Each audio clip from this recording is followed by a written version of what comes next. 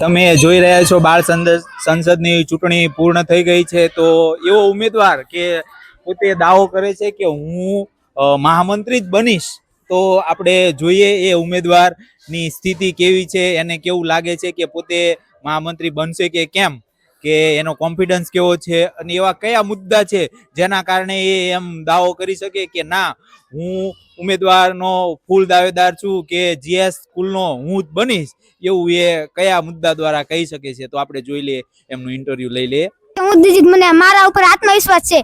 મેં બહુ જાહેરાત કરી છે, નિશાળ માટે સારા સારા કામ કરીશું. મને પૂરો વિશ્વાસ છે હું જ બનીશ. તો તમે શાળાના કયા સારા સારા કામો કર્યા છે, થોડા અમે વર્ણન કરશો ખરા?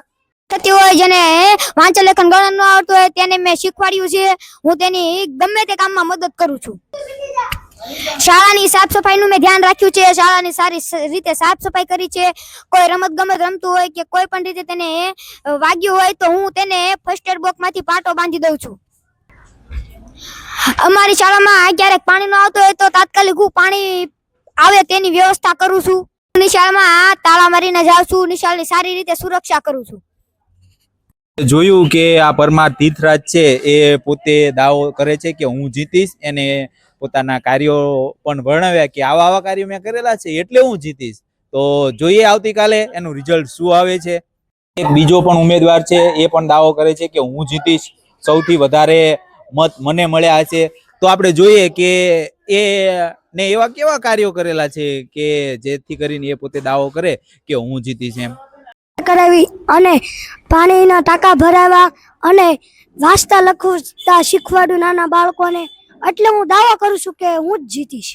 તો ઉમેદવાર છે એ પણ પોતે દાવો કરે છે કે સૌથી વધારે મત તો મને જ મળશે. તો જોઈએ આપણે કે એ એવા કયા કારણોના કારણે એ કહી શકે છે કે સૌથી વધારે મત મને મળશે એમ.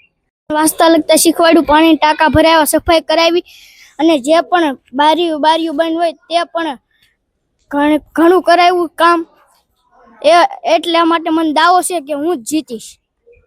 એની પાસે એટલે કામ કરાવવાનું હતું કે એને મદદ કરવાની હતી કે એને તમે સરળતા પડે એ માટે કરાવવાનું હતું?